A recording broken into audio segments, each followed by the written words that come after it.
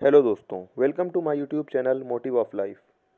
दोस्तों, कहते हैं कि अक्सर आम लोग अपमान का बदला तत्काल ले लेते हैं, लेकिन महान लोग उसे अपनी सफलता की सीढ़ी बना लेते हैं।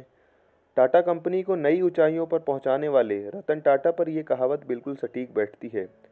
टाटा एंड सन्स में कुल 100 से ज़्यादा कंपनियां आती हैं।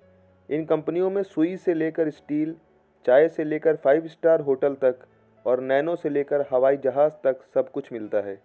तो आइए दोस्तों, जानते हैं टाटा ग्रुप के चेयरमैन रहे रतन टाटा के जीवन की एक ऐसी कहानी जो हम सभी के लिए प्रेरणादायक है। कहानी जानने से पहले हम रतन टाटा के बारे में जान लेते हैं, तो इससे कहानी को समझने में आसानी होगी। रतन टाटा की ज़िंदगी उतार चढ़ाव से भरी रही है। उनका जन्म 28 दिसंबर 1937 को हुआ था। वो टाटा समूह के संस्थापक जमशेदजी टाटा के पोते नवल टाटा के बेटे हैं। रतन टाटा ने IBM की नौकरी ठुकराकर टाटा ग्रुप के साथ अपने करियर की शुरुआत साल 1961 में एक कर्मचारी के तौर पर की थी, लेकिन साल 1991 आते आते वो टाटा ग्रुप के अध्यक्ष बन गए। 2012 में वो रिटायर हो गए। रतन टाटा ने अपने 21 साल के राज में कंपनी को शिखर पर पहुंचा दिया। कंपनी की वैल्यू 50 गुना बढ़ा दी। वो फैसले लेते गए और उन्हें सही साबित करते गए। वो साल था 1998 जब टाटा मोटर्स ने अपनी पहली पैसेंजर कार इंडिका बाज़ार में उतारी थी। दरअसल ये रतन टाटा का ड्रीम प्रोजेक्ट था और इसके लिए उन्होंने जी तोड़ मेहनत भी की, लेकिन इस कार को बाज़ार में उतना अच्छा रिस्पांस नहीं मिला जितना उन्होंने सोचा था। इस वजह से टाटा मोटर्स घाटे में जाने लगी। कंपनी से जुड़े लोगों ने घाटे को देखते हुए रतन टाटा को इसे बेचने का सुझाव दिया और ना चाहते हुए भी रतन टाटा को इस फैसले को स्वीकार करना पड़ा। इसके बाद वो अपनी कंपनी बेचने के लिए अमेरिका की कंपनी फोर्ड के पास गए। रतन टाटा और फोर्ड कंपनी के मालिक बिल फोर्ड की बैठक कई घंटों तक चली।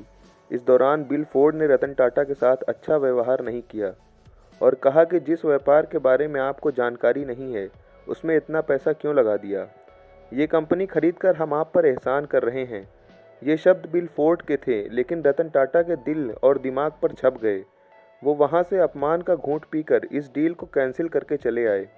बिल फोर्ड का वो अपमानित करने वाला वाक्य उन्हें लगातार बेचैन कर रहा था और उनकी रातों की नींद उड़ी पड़ी थी। बस इसके बाद रतन टाटा ने निश्चय कर लिया कि वो अब इस कंपनी को किसी को नहीं बेचेंगे और लग गए कंपनी को ऊंचाइयों पर पहुंचाने के काम में। इसके लिए उन्होंने एक रिसर्च टीम तैयार की और मार्केट सर्वे भी किया। इसके बाद की कहानी तो सभी को पता है कि भारतीय बाजार के साथ साथ विदेशों में भी टाटा इंडिका की सफलता नई ऊंचाइयों को छूने लगी। तो वहीं इस घटना के बाद फोर्ड कंपनी का पतन शुरू हो गया। साल 2008 तक आते आते फोर्ड कंपनी दिवालिया होने के कगार पर पहुंच गई। मौके की नज़ाकत को समझते हुए रतन टाटा ने फोर्ड की लग्जरी कार लैंड रोवर और जैगुआर बनाने वाली कंपनी JLR को खरीदने का प्रस्ताव रखा, जिसको फोर्ड ने स्वीकार भी कर लिया। इसके बाद मीटिंग के लिए फोर्ड के अधिकारी भारत आए और बॉम्बे हाउस में मीटिंग फिक्स हुई। इसके बाद ये सौदा लगभग 2.3 अरब डॉलर में हुआ। तब बिल फोर्ड ने रतन टाटा से वही बात दोहराई जो उन्होंने रतन टाटा से कही थी, लेकिन इस बार थोड़ा बदलाव था। इस बार बिल फोर्ड ने रतन टाटा से कहा कि आप हमारी कंपनी खरीद कर हम पर बहुत बड़ा एहसान कर रहे हैं। आज JLR टाटा ग्रुप का हिस्सा है और बाजार में बेहतर मुनाफे के साथ आगे बढ़ रही है। रतन टाटा चाहते तो उसी समय बिल फोर्ड के साथ हुई मीटिंग में उनकी बात का जवाब दे देते, लेकिन उन्होंने कहा कि महान लोग अपनी सफलता से लोगों का जवाब दिया करते हैं। तो आइए दोस्तों, रतन टाटा के द्वारा कही गई एक और बात के साथ हम इस वीडियो को ख़त्म करते हैं। उन्होंने कहा कि मैं सही निर्णय नहीं लेता, मैं पहले निर्णय ले लेता हूँ, फिर उसको सही साबित करता हूँ। उम्मीद करता हूँ दोस्तों आपको वीडियो पसंद आई होगी। मिलते हैं अगली वीडियो में। धन्यवाद।